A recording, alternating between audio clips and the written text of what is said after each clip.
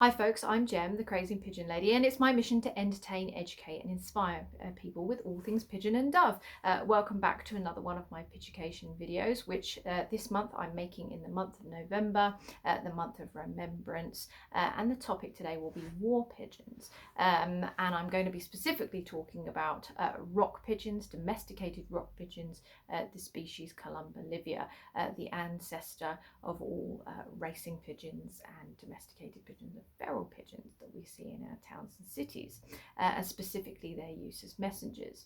At this time of year, in the month of November, we commemorate the sad loss of many of those who served in human conflicts throughout the years, and I in particular like to remember the service of the many millions of animals who have been lost in service to human conflicts, and in particular pigeons. The red poppy, as we know, we're very familiar with, that celebrates the remembrance of human service in war. But I wear the purple poppy, which signifies the contribution of animals in human conflict. And I will be wearing the purple poppy this Remembrance Sunday and thinking about the many, many pigeons that have lost their lives in human wars. So pigeons were used throughout wars as messengers. So how does using pigeons as messengers actually work? Well, pigeons' use as messengers requires training to enhance and develop the rock pigeon's natural homing ability. And if you watched my earlier Pigeocation video about the rock pigeon, the wild ancestor of all domestic pigeons, I would have talked a little bit about their natural homing ability. Well, the pigeons I'm talking about here that evolved to become messengers and war pigeons have had that natural homing ability enhanced by training by humans to adopt a kind of one-way system of communication. So a pigeon will be taken from its home to ever greater distant points. A message will be attached and it will fly back home, allowing messages to be sent back to a specific point when taken away from their home. And in fact, some pigeons were even trained as messengers to be able to fly between two different home points, and some are even trained to home to a mobile or moving loft that the pigeon recognises as home. So that's a little bit about how using pigeons as messengers worked. So let's talk a little bit about the history of the use of pigeons as messengers. So pigeons have been used as messengers for thousands of years, perhaps as much as 3,000 years or more. They were used in ancient Egypt to convey news or communications between cities. They were released to communicate the coronation of a new pharaoh, for example, to spread that news throughout the kingdom. In ancient Greece, we know that they were used to announce the results of Olympic Games and to transmit that information to nearby cities. In the Middle East, they've been used for many centuries for postal services and news services, including, for example, the postal service established from Baghdad that's existed since about the 12th century. More recently, in the 19th century, Reuters news agency, which still exists today, first established itself using pigeons as messengers to transmit news and also share prices, until that system was superseded by the telegraph, which was faster and could convey more information in a far quicker time. Even today, in the 21st century, pigeons are still used in some countries as a form of emergency communication system, or for clandestine communications, and occasionally for the odd bit of illegal activity, such as the transportation of drugs and other things. So let's talk now about the use of pigeons in war. So it's not difficult to see how pigeons trained as messengers could then be exploited for use in a wartime situation, particularly in history before people had access to the kinds of sophisticated and many different array of communication systems that we have now. Pigeons were quick and fairly reliable, and were able to transmit messages over great distances before things like radio or the internet or other forms of communication were widely available. In World War One, which is one of the more recent conflicts in which pigeons really came into the fore in their use of war pigeons. Around 100,000 pigeons were used during the conflict. And this was at a time when radio was relatively in its infancy, and therefore pigeons were seen as being a better form of communication from getting messages out there quickly. They were used on land and on sea, and also at the time in aircraft, which and flight was also fairly in its infancy at that time for use in wartime conflict. And pigeons were taken out by armies and on ships and on aircraft in order to use for communications.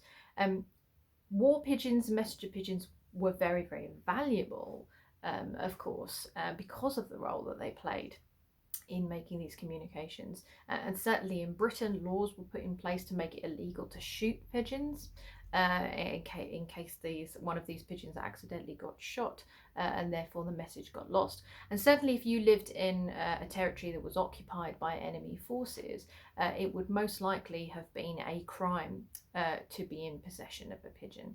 The enemy would have been worried that you might have tried to use it to communicate to the Allies, and there would have been penalties for being found to be in possession of a pigeon, up to and potentially including execution. Pigeons were also captured as prisoners of war. One of the most notable celebrated examples of this is a German World War I pigeon called Kaiser, or the Kaiser. And if you want to find out more about Kaiser and his story, please check out my Fun Fact Friday video, Who Was the Oldest Pigeon?, where I'll tell you all about Kaiser and his background and how he was captured by the US Army as a prisoner of war. On land, war pigeons were used by the army for short-range communications. For example, Pigeon Dreadnought was used by the Royal Engineers. Tank crews would have taken pigeons out with them in their tanks and released in order to communicate tank movements and information back to base. And pigeons in World War I would have been moved around the battlefield in mobile lofts, which were converted horse-drawn buses. And they would have been trained to home back to that point, even though it was moving around. In the air, pigeons were taken aboard aircraft, particularly seaplanes, to be used for emergency communications in the event of the aircraft crashing or ditching into the sea, and lives of humans were actually saved by pigeons being released and going back to base, and allowing rescue crews to be sent out to retrieve them. Pigeons were also taken aboard ships for emergency communications, and there is one case where a skipper, Thomas Crisp, and his crew were actually pinned down by a German U-boat during World War I. They released a pigeon number 498. It didn't have a name, and it sent him out with an emergency communication, and help was dispatched as a result of this message, allowing the captain and his crew to be saved from the enemy attack. The most famous World War I pigeon is Cher Ami, Dear Friend, who was a British-bred pigeon used by the American Army during World War I, who saved the lives of nearly 200 men of the 77th Division, the so-called Lost Battalion, who were pinned down under fire in France and in danger of being hit by friendly fire from airstrikes that were being sent in. And thanks to the message that was conveyed by Cher Ami, the airstrike was called off and the men weren't bombed and were therefore able to make it back safely. Cher Ami, though, actually lost an eye and a leg in her action. And in fact, I say her, she was believed to be a he all the way up until she was had passed away and was being prepared for taxidermy, where they discovered she was in fact female, and she is now mounted and displayed in the Smithsonian Institution in the USA. And her death occurs on 13th of June, which we now mark as Pigeon Appreciation Day. In World War II, pigeons were used in many similar ways as they were in World War I, both on air, land and sea, and also for the first time in extensive intelligence communication. Many thousands of pigeons were airdrops into occupied territories on mainland Europe as part of Operation Columba. The way this worked was that a pigeon would be placed in a small box or canister with a set of instructions and a small bag of food. And they would be airdropped in their thousands over occupied France, for example, in the hope that local people would actually find these pigeons, follow the instructions, and actually write down intelligence and information about German troop movements and installations and weapons and things like that. And it would put them on the pigeon and send the pigeons back to Britain, where they could use this intelligence to help them plan their offensives against the German army. And Operation Columba had varying degrees of success, but it was quite risky for the individual members of the public to get involved. As I mentioned before, to be found in possession of a pigeon was a very, very serious matter indeed. But some people did answer the call for help, and some of the intelligence that was sent back to Britain did prove useful in planning some British actions during World War II. And in fact, that form of communicating intelligence was much, much faster than waiting for actual human agents to return from occupied territories. To give you some idea of how quick that was, a human being sent into an occupied territory might take as much as 3 months to get out there, gather intelligence, and get home again, by which time the information that they gathered had probably become irrelevant, or the situation will have changed. Whereas a pigeon, if collected, could send back information in as quickly as 1 or 2 days, which of course made it much, much more valuable. In 1943, Maria Dickin created the Dickin Medal, which is the award given for animal gallantry in service during wartime. And this was awarded to 32 pigeons, mostly during the Second World War. And I'll talk about a few notable recipients of that medal. So Winky was the very first recipient of the Dickin Medal. Winky was a pigeon who was taken aboard an aircraft that ditched at sea and was released by the crew. And despite being half soaked in oil and having to fly over sea in pretty poor weather conditions, Winky actually made it back, and a rescue team was dispatched and the crew were saved. And as a result of Winky's determination to make it home, they awarded Winky the very first Dickin Medal.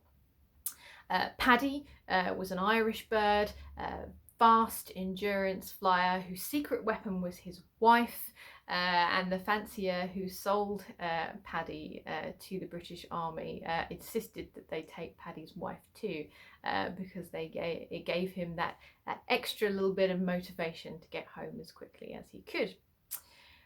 Royal Blue also received the Dickin Medal. Royal Blue was actually bred by His Majesty the King at the Royal Lofts in Sandringham, and received the Dickin Medal for bringing back a message in fast time. Mary of Exeter was another notable war pigeon. She was injured on more than one sortie out from her loft, sending messages for the British Army, but also managed to survive a bombing of her loft in the city of Exeter in Britain. But she was injured as a result of all of her various actions and the bombing, and ended up seeing out her life wearing a little supportive collar to hold her head up after one of the tendons in the neck was damaged, and she was retired from service and now has a grave in the PDSA Animal Cemetery in Ilford in Essex. Finally, Gustav, the war pigeon who brought back the very first news of the D-Day landings, of course, which came towards the end of the war and ultimately saw the Allies' success. So, in conclusion, at this time of year in November, when we think about the service of humans in war, I'd also like you to think about the service of the many, many animals who have assisted us. They didn't have a choice, they did not choose, and many of them lost their lives as a result. And I will be wearing the purple poppy to remember all of the pigeons that have served in human conflict throughout the centuries, and I hope you will too. And if you can, please do support your local wildlife rescues, pigeon-friendly rescues and charities to support the great work that they do. to make sure that we continue to care for our feathered friends in remembrance of the time that they gave their lives to look after us. Thank you very much for watching. Please like and share and subscribe, hit the notification bell to hear about future videos, and I hope to see you in the next one. Goodbye.